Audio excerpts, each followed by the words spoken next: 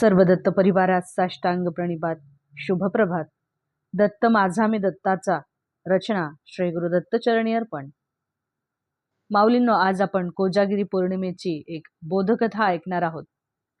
तर कोजागिरी पौर्णिमा अर्थात वर्षभरात येणाऱ्या सगळ्या पौर्णिमांपेक्षा ही पौर्णिमा सगळ्यात मोठी असते आणि ह्या पौर्णिमेला रात्री जागरण केल्याने काय लाभ होतो ते आपण पाहूयात. तर आपल्याला माहिती आहे की कोणाचे नशीब कधी बदलेल, कधी कुणावरती महालक्ष्मी प्रसन्न होईल व कधी ती कुणावरती रुसून निघून जाईल हे आपण सांगू शकत नाहीत. तर त्यापैकी अशीच एक कथा आहे. तर ती रात्र कोजागिरीची होती.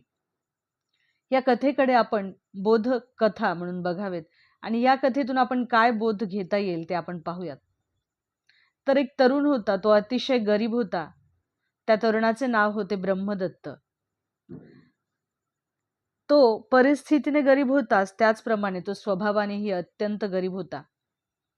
त्याचे लग्न झालेले होते. त्याची बायकोही नेमकी त्याच्या स्वभावाच्या विरुद्ध स्वभावाची, म्हणजेच तो शांत होता पण त्याची बायकोही कजाग, भांडखोर आणि सतत दिवस रात्र कटकट करणारी अशी होती. नवीन दागदागिने किंवा साडी चोळी तर राहू द्या, पण साधे 2 वेळचे अन्न मिळण्याची ही भ्रांत होती. आणि याच विषयावरून सारखी त्याची बायको ब्रह्मदत्ताला सारखी घालून पाडून बोलत असे.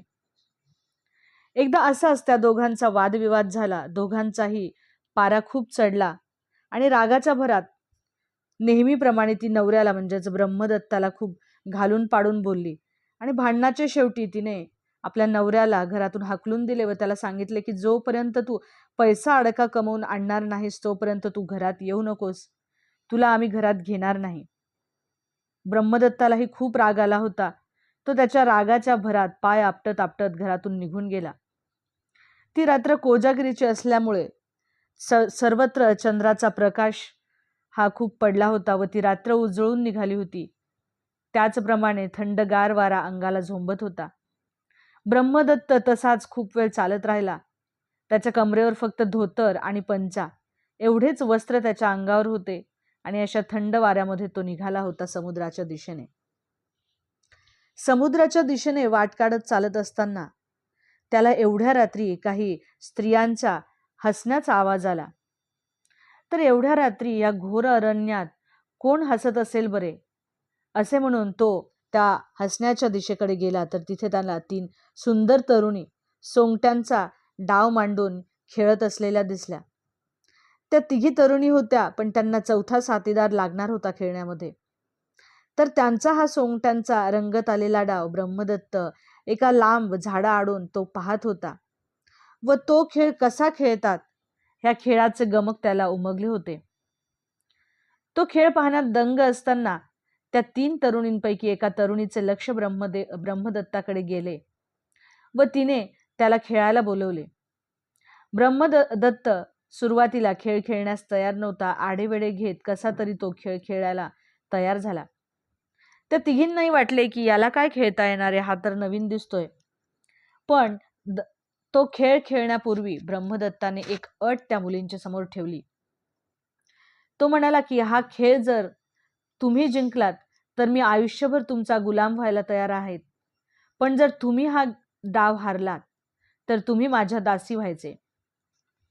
आता त्या सुंदर तरुणी ज्या होत्या त्या या सोंगट्यांच्या डावामध्ये तरबेज होत्या.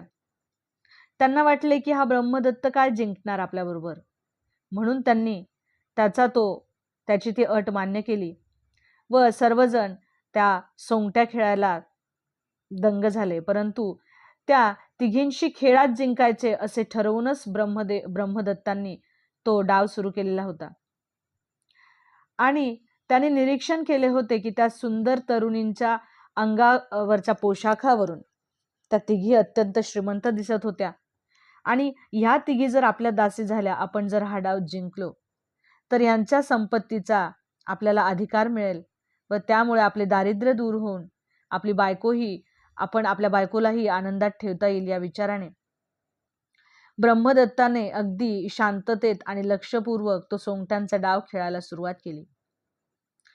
त्या सुंदर तरुणींना वाटले की याला आपण सहज हरवून टाकूयात आणि याला आपला दास बनवूयात. या भ्रमामध्ये त्या बेसावध राहिल्या. त्याचप्रमाणे ब्रह्मदत्त हा खेळाचा एक एक टप्पा जिंकत होता. आधी सांगितल्याप्रमाणे ती रात्र कोजागिरी पौर्णिमेची होती. ब्रह्मदत्त महालक्ष्मीचे नाव घेत घेत आपले नशीब आजमावत हळूहळू तो डाव खेळत होता. त्याच वेळेला महालक्ष्मी कोण जागे आहे असे आकाशमार्गे भ्रमण करत असताना ती पाहत होती. थंडी वारा सोसून साध्या वस्त्रावरती ब्रह्मदत्त हा डाव खेळत आहे हे लक्ष्मी मातेने पाहिले व त्याचे शर्थीचे प्रयत्न सुरू असलेले पण पाहिले. आणि ते पाहून महालक्ष्मी ब्रह्मदत्तावर खुश झाली, प्रसन्न झाली आणि तिने ब्रह्मदत्ताच्या डोक्यावर आपला वरदहस्त ठेवला. महालक्ष्मीचाच तो वरदहस्त. क्षणार्धात ब्रह्मदत्ताचे नशीब पालटले आणि तो त्या सोंगट्यांच्या डावामध्ये विजयी झाला. आणि ठरल्याप्रमाणे त्या तिघीही सुंदरी ब्रह्मदत्ताच्या दासी झाल्या आणि त्या तिघींचीही अमाप संपत्ती ब्रह्मदत्ताला मिळाली. ही आनंदाची वार्ता घेऊन ब्रह्मदत्त त्याच्या घरी आला आणि त्याच्या बायकोला त्याने सगळा वृत्तांत सांगितला आणि आपल्याला कशाप्रमाणे संपत्ती मिळाली हेही सांगितलं व या 3 तरुणी आपल्या दासीही झाल्या आहेत असे कळाल्यावरती त्याची बायकोही खुश झाली. ब्रह्मदत्ताला स्वतःच्याच नशिबाचा हेवा वाटला व त्याने मनोमन लक्ष्मी मातेचे आभार मानले. तर सुरुवातीला सांगितल्याप्रमाणे ही एक बोधकथा आहे.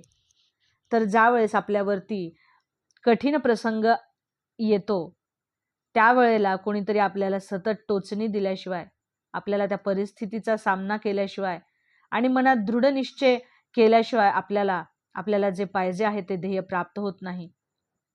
तर या ध्येयाकडे नेणारी स्थिती म्हणजे जागृती. आणि हे कोजागिरी पौर्णिमेचे जागरण हेच महालक्ष्मीला अपेक्षित आहे.